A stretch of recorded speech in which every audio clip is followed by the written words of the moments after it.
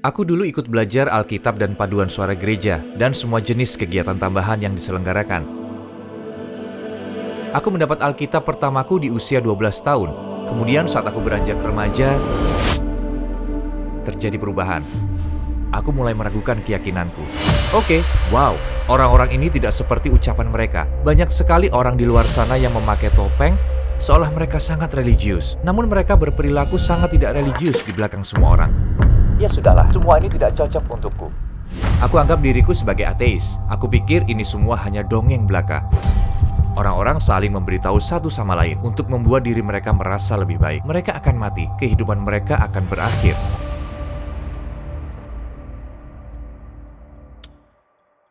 Assalamualaikum Saudara Tom, terima kasih telah menerima undangan kami. Kami sangat senang Anda bersama kami di sini. Aku ingin mulai dengan siapa itu Tom Fakini. Waalaikumsalam warahmatullahi. Terima kasih sudah mengundangku. Aku berasal dari New Jersey, Amerika Serikat. Aku lahir di keluarga Italia Amerika. Usiaku 33 tahun dan dibesarkan sebagai Kristen. Aku memeluk Islam di tahun 2010. Tahun 2015, aku pergi ke luar negeri untuk belajar Islam di Madinah dan pulang pada tahun 2020. Dan sekarang aku seorang imam di bagian utara New York di kota Utica. Bagaimana kehidupan beragamamu dulu? Apa yang dulu kamu yakini?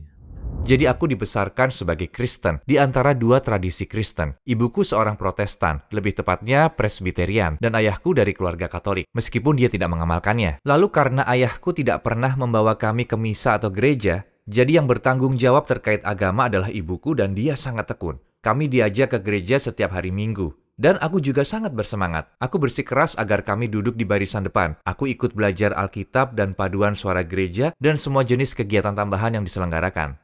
Aku ingat dapat Alkitab pertamaku di usia 12 tahun dan aku mencoba beberapa kali membacanya dari awal hingga akhir. Namun tidak pernah berhasil meskipun sudah berusaha. Jadi aku sangat peduli tentang agamaku sejak kecil. Kemudian saat aku beranjak remaja, terjadi beberapa perubahan karena berbagai alasan. Aku mulai meragukan keyakinanku. Lalu apa alasan yang menyebabkan kamu meragukan keyakinanmu? Ada beberapa permasalahan politik dan juga permasalahan keagamaan yang tidak sejalan denganku. Menurutku, pengalamanku juga dialami banyak orang, setidaknya di Amerika Serikat, yakni adanya perbedaan antara yang kita yakini saat kita mengulangi pengakuan iman atau pengakuan iman Nikea.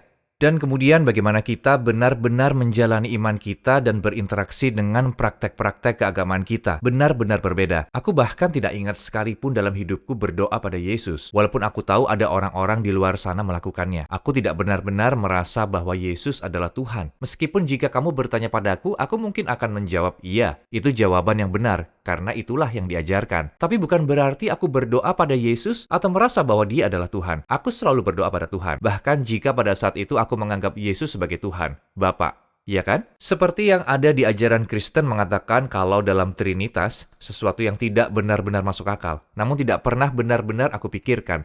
Hingga aku mulai merasakan permasalahan lainnya dalam Kristen, seperti permasalahan politik dan juga permasalahan sosial, sehingga aku mulai memeriksa kembali dan mulai berpikir, tunggu dulu, ini sama sekali tidak masuk akal. Dan itulah, menurutku sebagian yang membuatku kehilangan keyakinan terhadap Kristen. Terutama melihat bahwa aku curiga, kalau ini mungkin sesuatu yang ditulis oleh manusia. Sistem berbelit-belit seperti ini, keseimbangan antara 3 dan 1 dan ketuhanan dan manusia, terasa tidak sesuai bagiku. Jadi apa penyebab terakhir yang membuat kamu meninggalkan Kristen? Jadi di gereja Presbiterian diadakan konferensi pemuda setiap 3 tahun sekali.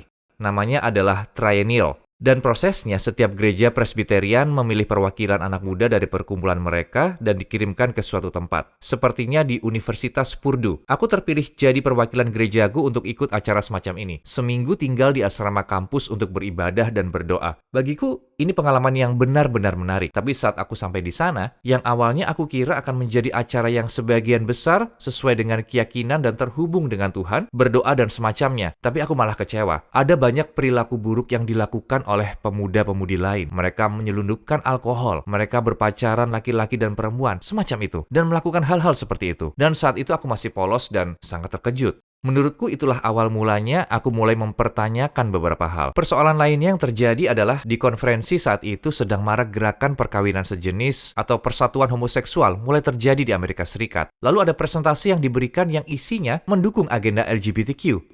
Dan itu sangat kontroversial bahkan di antara orang-orang yang hadir di acara ini saat itu. Jadi itulah dua hal yang membuatku menjauh dari seluruh pengalaman ini. Oke, wow, orang-orang ini tidak seperti ucapan mereka. Banyak sekali orang di luar sana yang memakai topeng seolah mereka sangat religius, namun mereka berperilaku sangat tidak religius di belakang semua orang. Kemudian bagian lainnya dalam diriku, aku tidak pernah merasa sudah maksimal dalam agamaku. Aku merasa tidak cukup, hanya datang sekali seminggu untuk bernyanyi, lalu pulang ke rumah, dan lupa tentang gereja, lupa kepada Tuhan selama sisa hari-harinya. Tidak terasa cukup kuat, tidak terasa cukup berbobot. Jadi semua ini membuatku menyimpulkan dengan pemikiranku yang saat itu berusia 16 tahun. Ya sudahlah, semua ini tidak cocok untukku. Sehingga membuatku sangat tidak peduli pada agama. Aku anggap diriku sebagai ateis. Aku pikir semua ini hanya dongeng belaka. Mereka mengatakan pada orang lain atau pada diri sendiri agar mereka merasa senang. Mereka akan mati, kehidupan mereka akan berakhir. Lalu seperti apa kamu mulai perjalananmu menuju Islam? Kapan kamu pertama kali mendengar tentang Islam? Pertama kali aku mendengar tentang Islam mungkin dari 9/11, tapi tidak aku pedulikan. Entah apa maknanya. Sekali lagi aku pikir Muslim seperti aliran politik atau suatu kelompok saja. Aku tidak sampai memikirkan inti dari keyakinan para Muslim hingga aku kuliah. Aku pernah punya dosen Muslim, dan aku mulai belajar semacam pertemuan yang menyenangkan antara dua hal yang aku minati. Salah satunya adalah politik. Seperti apa saja motivasi politik atau latar belakang dari sebagian besar pergerakan politik di Timur Tengah dan di dunia Muslim. Jadi aku kuliah ilmu politik terutama hubungan internasional. Dan ada seorang profesor, dia profesor tamu, dia orang Maroko. Dia mengajar beberapa mata kuliah yang sangat menarik tentang pertemuan antara Islam dan politik. Salah satu kelas yang diajarkan tentang Malcolm X, semua wawancaranya dan pidatonya dan karya tulisnya serta semacamnya. Dan di kelas lainnya, dia ajarkan tentang intervensi militer di negara-negara Muslim. Melalui ini kami belajar semacam beberapa pergerakan pemberontak berdasarkan sejarah yang terjadi. Aku merasa untuk pertama kalinya penasaran, apa yang memotivasi orang-orang ini? Karena kalau berasal dari Barat, kalau mungkin orang Amerika akan berpikir semua orang mendukung kebebasan dan kemerdekaan serta demokrasi dan semacamnya, ya kan? Inilah ideologi politik yang kami anggap bersifat universal. Lalu kemudian cukup mengejutkan ketika menyadari beberapa orang berpendapat seperti kami ingin hidup di masyarakat Islam atau kami tidak ingin intervensi semacam ini. Dan Allah berfirman ini dalam Al-Quran, atau ada hadis tentang ini. Nabi Muhammad SAW berkata begini, dan mereka menggunakannya seperti, tunggu dulu, kalian tidak bisa mendatangi dan menginvasi kami, menjatuhkan bom dan membunuh kami, atau kami berkewajiban untuk melawan. Jadi itu benar-benar membuka pikiranku dan juga mengejutkan bagiku, jujur saja. Lalu apa yang terjadi yang semakin membuatmu tertarik pada Islam? Aku ikut kelas di kampus yang diajarkan oleh seorang profesor yang aku dekat dengannya. Namanya Modernitas Politik di Turki. Dan itu kelas yang cukup menarik, membuatku mengenal beberapa budaya Turki. Sebenarnya aku akhirnya pergi ke Paterson. Aku mampir ke Paterson, New Jersey, di perjalanan mengunjungi orang tuaku. Dan Paterson, New Jersey, banyak orang Turki tinggal di sana. Dan karena ikut kuliah ini, karena kami di kelas ini, kami pergi ke sana dan beli teh Turki. Dan kami beli jaswa, teko kopi, dan kopi Turki dan semacamnya. Jadi terkenang kembali. Itu semua menyenangkan. Ya, itu semacam pengalaman pertama kami. Setelah kuliah selesai, kami dapat kesempatan melalui profesor ini. Ada sebuah program Erasmus untuk belajar di Turki. Dan sebenarnya istriku di masa depan dan aku putuskan untuk melakukannya bersama-sama. Itu di tahun 2009. Jadi ini hanya setahun sebelum aku mengucapkan syahadat. Kami datang dan belajar di Universitas Bilgi. Dan selama 1 semester kami tinggal di Uskudar. Dan kami senang sekali di sana. Maksudku sungguh mengagumkan beberapa pemuda mahasiswa di Bilgi. Mereka khawatir pada kami karena kami tinggal di Uskudar. Mereka bilang, kalian bukan Muslim. Kalian akan disakiti. Mereka akan melakukan sesuatu padamu. Namun kami sama sekali tidak mengalaminya. Begitulah, orang-orang sangat baik dan penolong dan memberikan bantuan. Ada orang-orang di Uskudar waktu itu, kami perlu membayar tagihan listrik atau kami butuh steker, kabel, dan semacamnya. Mereka rela berhenti dari aktivitas mereka untuk menemani kami dan pergi bersama menelusuri ganggang untuk mencari apa yang dibutuhkan. Dan itu sangat mengharukan, sungguh pengalaman yang mengagumkan. Pada saat itu, dulu aku seorang musisi sebelum menjadi muslim. Jadi aku memainkan banyak instrumen musik seperti itu. Aku ingat pernah mendengar azan, terutama di Uskudar. Kalian punya semua masjid ini yang ada di mana-mana dan jujur saja aku menangis. Aku mendengar azan dan aku menangis begitu saja. Sesuatu yang sangat indah. Aku buka jendela dan mendengarkan suaranya dan aku merasakan dorongan ini karena aku ingin ikut masuk. Tapi aku terlalu malu dan aku belum siap menjadi muslim atau semacamnya. Lalu setelah masa studi hampir berakhir, kami kembali ke Amerika. Aku hampir melakukannya. Aku rasa aku sudah hampir menjadi seorang muslim. Dan aku mulai mencoba ibadah muslim. Aku mulai mencoba berdoa, sholat dan puasa, dan aku menyukainya. Apa yang membuatmu yakin kalau Islam 100% benar? Bagiku, yang paling utama aku cari adalah keaslian teks. Dan itulah yang terpenting bagiku sejak awal. Dan aku sangat peduli tentang apakah ini benar-benar yang dikatakan Sang Pencipta. Apakah ini benar-benar yang diberikan pada Nabi Muhammad SAW? Aku tahu perubahan yang terjadi di Alkitab. Aku tahu ada beberapa penambahan dan pengurangan dan perubahan tafsir yang terjadi selama ratusan tahun. Apakah Islam juga sama? Bagaimana dengan hadis? Apa kita bisa benar-benar yakin kalau hadis-hadis itu benar-benar diucapkan oleh Rasulullah SAW? Tapi aku dapatkan jawabannya dengan cepat ketika aku mencari tahu. Aku seperti, wow ya, mereka sangat serius tentang keaslian Al-Quran. Menurutku perbedaannya bisa terlihat dari sikap mereka. Kalau kamu bicara tentang keaslian dengan umat Kristen, seolah seperti mereka menatapmu seperti kamu sedang bicara bahasa asing. Seperti, apa maksudmu? Seperti mereka bahkan tidak peduli seperti apa keaslian itu. Bagaimana kita bisa tahu? Bagaimana kita bisa pastikan? Kitab ini benar-benar dijaga atau kitab ini tidak? Mereka hanya akan bilang, kamu tidak bisa punya standar setinggi itu. Kalau kamu menuntut seperti itu, kamu tidak akan bisa terima apapun. Aku akan bilang, tidak. Aku akan terima Al-Quran. Karena pada Al-Quran, kita benar-benar tahu nama-nama para narator yang mewariskan riwayat atau kiroat Al-Quran. Jadi kita bisa periksa bukti-bukti manuskripnya. Ada lebih dari 50 manuskrip yang bisa diteliti penanggalan karbon ke masa Nabi Muhammad SAW pada 97% Al-Quran yang kita miliki hari ini. Jadi sebenarnya ada banyak sekali bukti. Bagaimana kamu mengucapkan syahadat dan bagaimana rasanya? Jadi setelah aku lulus, aku sholat 5 kali dalam sehari. Aku puasa. Aku belum mengucapkan syahadat. Aku tidak tahu kalau harus mengucapkan syahadat. Aku bahkan tidak tahu apa itu syahadat. Aku hanya menerima diriku sebagai muslim. Lalu profesor dari Maroko itu, yang pertama mengenalkanku pada Islam, suatu hari dia tiba-tiba menelponku dan bilang, Tom, kamu seorang muslim ya? Aku bilang, ya, aku sholat 5 waktu dan aku lakukan ini. Aku bilang, ya. Lalu dia bilang, kamu sudah mengucapkan syahadat? Aku bilang, apa itu? Dia bilang, dia sedang mengisi konferensi dan filosofi, lalu bilang, datanglah ke salah satu masjid di sana dan ucapkan syahadat. Aku bilang, baiklah. Lalu kami naik mobil, aku dan istriku. Dan saat itu kami sudah melahirkan seorang putra pertama kami dan kami pergi ke masjid di Philadelphia. Dan aku pergi ke ruang bawah tanah dan ucapkan syahadat untuk pertama kali. Yang kurasakan agak campur aduk karena ini bukan tempat yang ada hubungannya denganku. Aku seperti masuk tanpa tahu apa-apa. Dan setelah aku tahu sebagai imam sekarang, aku bisa mengkritik cara mereka melakukannya. Karena mereka membawaku turun ke ruang bawah tanah sendirian hanya dengan satu orang. Aku tidak tahu dia siapa namanya, apakah dia imam, sepertinya bukan. Dan dia hanya mengatakan hal-hal umum tentang Islam. Lalu aku ucapkan syahadat dan itu saja. Aku tidak pernah bertemu lagi dengannya. Aku tidak bertukar nomor ponsel sama sekali. Jadi aku benar-benar hanya sendirian saja. Sudah bersyahadat, sudah dipastikan aku masuk Islam dan begitu saja. Selain itu, yang bermasalah menurutku adalah sikap orang terhadap muslim baru dan keluarganya. Seperti yang aku bilang, maksudku istriku belum menjadi muslim. Dan di atas, saat aku di ruang bawah tanah sedang bersyahadat, ada seseorang yang bicara pada istriku, seorang wanita yang juga mualaf. Tapi agak membuat istriku sedikit takut. Jadi dia bertanya pada istriku, apakah dia siap masuk Islam? Dan istriku bilang, tidak, aku belum siap. Aku masih memikirkannya. Aku sebenarnya tertarik, tapi aku belum benar-benar siap. Lalu tanpa tahu tentang kondisi kami, wanita ini bilang ke istriku, yah, kamu tahu tidak, sekarang setiap sentuhan di antara kalian itu haram. Dan aku sedang di bawah. Kasihan sekali. Aku ke atas dan istriku marah. Aku bilang, apa yang terjadi? Dan ini sesuatu yang sangat menghalangi kami untuk mencoba menyemangati dia agar menumbuhkan keyakinan. Coba bayangkan seseorang bilang padamu, selamat datang di agama ini. Maaf. Tamatlah kalian. Itu sangat sulit diterima. Jadi jujur saja aku tidak terlalu senang dalam pengalaman syahadat. Aku tinggal di komunitas muslim di New Jersey, tempat tinggal keluargaku. Dan di sanalah untuk pertama kalinya aku merasa terhubung dengan komunitas muslim. Dan aku mulai ikut secara rutin. Bagaimana reaksi keluarga dan orang-orang di sekitarmu saat kamu masuk Islam? Iya, campur aduk. Tapi bagaimana reaksi keluargaku? Reaksinya bermacam-macam. Ayahku karena dia bukan orang yang benar-benar religius, dia tidak bisa berkata apa-apa. Dia juga tidak bereaksi apa-apa. Ibuku karena dia bertanggung jawab mengajarkan agama pada kami, dia merasa menurutku seperti dia merasa gagal pada awalnya. Sulit sekali melihat ibumu merasa kamu telah mengecewakan dia. Namun seiring waktu berjalan dan terutama anak-anakku lahir dan tumbuh besar, mereka berdoa dan membaca Al-Quran dan melakukan kegiatan ini, ibu mengerti ini bukan keputusan sesat dan bukan sejenis sekte berbahaya atau semacamnya. Bahwa aku sekarang menjadi seorang pemimpin. Aku berdakwah, aku berpidato, aku bepergian, dan mencoba merangkul dan terhubung dengan orang-orang. Sehingga ibu mengerti, ini sesuatu yang sebenarnya sangatlah penting. Dan istriku mendukungku. Dia tidak langsung masuk Islam, tapi dia memberikanku sajadah dan kaset rekaman. Dulu kami pakai kaset CD Al-Quran dan sebagainya. Jadi ada suatu penerimaan sehingga aku tidak masalah. Bagaimana istrimu akhirnya menjadi muslim?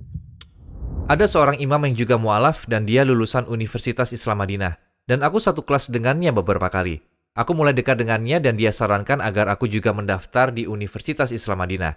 Jadi aku mulai siapkan pendaftarannya dan dia menuliskan surat rekomendasi untukku dan aku mendaftar. Ya, sekitar setahun atau 2 tahun kemudian aku diterima. Dan salah satu permasalahan, salah satu rintangan terbesar yang aku hadapi, dan salah satu lompatan iman yang harus aku lakukan, begitulah, Madinah adalah tempat para muslim tinggal, dan pada saat itu istriku bukan seorang muslim. Jadi aku nekat saja, berharap pada Allah agar istriku menjadi muslim sebelum aku berangkat. Kalau aku diterima dan benar-benar tidak tahu akan berbuat apa kalau itu tidak terjadi, dan subhanallah, aku bersyukur telah melakukannya. Karena hanya beberapa bulan sebelum aku menerima surat penerimaan dari Madinah, dia juga bersyahadat dan menjadi muslim. Jadi semua berjalan lancar. Tentu dia menerimanya dengan caranya sendiri, tapi keraguannya lebih banyak dariku. Dan dia punya lebih banyak permasalahan dibandingkan aku. Dia juga khawatir melakukannya karena aku. Dia ingin memastikan kalau dia melakukan demi dirinya sendiri, yang tentu sangat aku hargai. Dan lucu juga, karena kami sering pindah-pindah. Aku tidak akan bicara panjang lebar. Tapi kami berada di komunitas baru, dan kami tinggal sangat dekat dengan masjid dan kami pergi beberapa kali untuk bicara. Aku bilang, kalau kamu punya pertanyaan, kita bisa bicara pada imam. Dan kami lakukan beberapa kali, tapi tidak pernah benar-benar ada hasilnya. Kemudian, suatu kali, kami di sana bicara dengan imam. Dia menanyakan beberapa pertanyaan. Lalu dia bertanya pada istriku, kenapa kamu tidak bersyahadat saja? Dan istriku melakukannya. Dia benar-benar mengucapkannya. Setelah itu dia seperti, aku tidak tahu kenapa aku melakukannya. Tapi keyakinan itu terus berkembang dalam dirinya. Pada awalnya dia seperti kebingungan, apa yang sudah aku lakukan? Namun seiring waktu berlalu, berminggu-minggu, berbulan-bulan, terus berkembang dalam diri istriku dengan baik. Lalu akhirnya, begitulah, menjadi terbiasa melakukannya. Apa saja tantangan yang kamu hadapi setelah menjadi muslim? Jadi ada beberapa hal yang harus aku hentikan, atau aku putuskan untuk berhenti. Dan itu keputusan yang baik, indah. Begitulah, salah satu yang aku lakukan pertama kali saat aku menjadi muslim adalah berhenti bermain musik. Aku seorang musisi yang cukup hebat sebelum masuk Islam. Mungkin ada beberapa perbedaan, ada yang berpendapat begini dan begitu, tapi menurutku, aku lebih mengenal diriku dan aku tahu rasanya berada di atas panggung. Rasanya bermain untuk penonton dan hal-hal semacam ini. Aku langsung tahu kalau itu tidak baik bagi jiwa. Ada beberapa hal yang berhubungan dengan pekerjaan. Ya, aku pernah bekerja di restoran beberapa tahun. Sudah tidak cocok lagi. Maksudku di sana ada alkohol dan daging babi di restoran. Ada pengunjung wanita yang menggodamu. Mereka memberikan nomor telepon dan semacamnya. Jadi aku tidak punya pekerjaan lainnya. Tapi suatu hari aku putuskan, aku tidak bisa terus seperti ini. Aku putuskan untuk menunggu 2 minggu, lalu keluar. Allah menggantinya, tanpa diduga. Dan aku segera mendapatkan pekerjaan lainnya. Apa yang paling berkesan bagimu tentang Islam? Yang paling berkesan bagiku tentang Islam tentu saja bahwa semuanya jelas dan lengkap. Al-Quran sungguh suatu keajaiban. Benar-benar berbeda. Karena Al-Quran mencakup begitu banyak aspek dari kegiatan manusia dan kehidupan manusia, dan bidang yang berbeda-beda dan yang kasat mata dan yang tidak. Menurutku, beberapa hal terlihat dengan sangat jelas di teks terjemahan itu, bahwa aku benar-benar merasakan untuk pertama kalinya, dan sesuatu yang dipahami sebagai perkataan langsung dari Tuhan. Dia berbicara padamu secara langsung dan dengan cara yang jelas. Selain itu juga tentang panduan yang jelas. Tidak hanya jelas, tapi juga lengkap.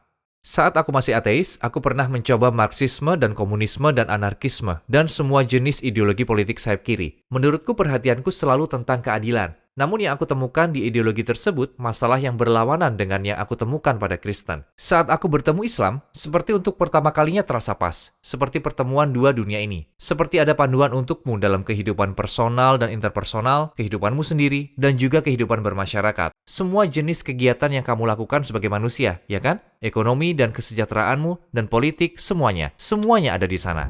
Apakah kegiatan seperti sholat 5 waktu atau puasa sulit bagimu pada awalnya dan bagaimana kamu belajarnya? Waktu itu masa awal internet, jadi aku belajar dari apapun yang ada di Google.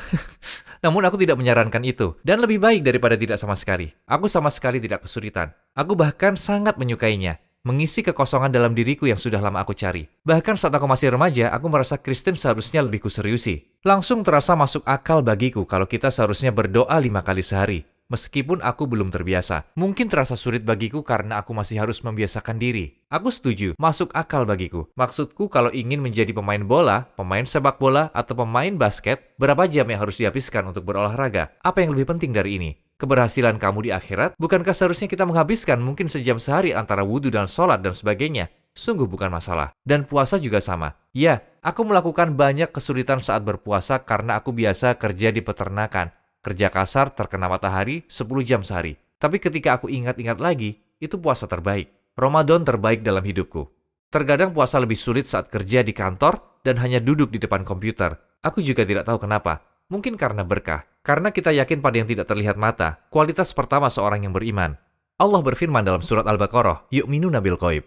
Setiap detik tidak seperti detik lainnya. Setiap kalori tidak sama seperti kalori lainnya.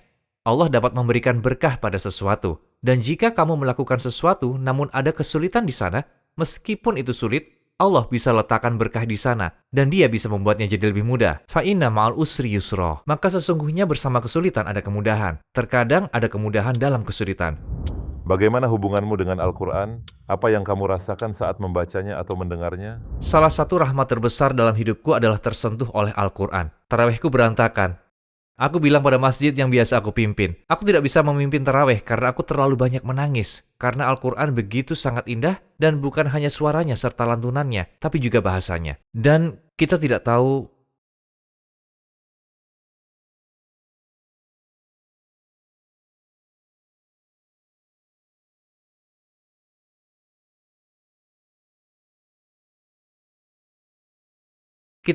dalam hidup ini apakah kita tulus atau tidak. Tapi ada hal-hal tertentu yang Allah katakan dalam Al-Quran dan memberi kita harapan. Dan salah satunya adalah tersentuh oleh Al-Quran. Jika kamu mendengar Al-Quran dan merasa tersentuh di hatimu, kamu tahu kamu masih hidup.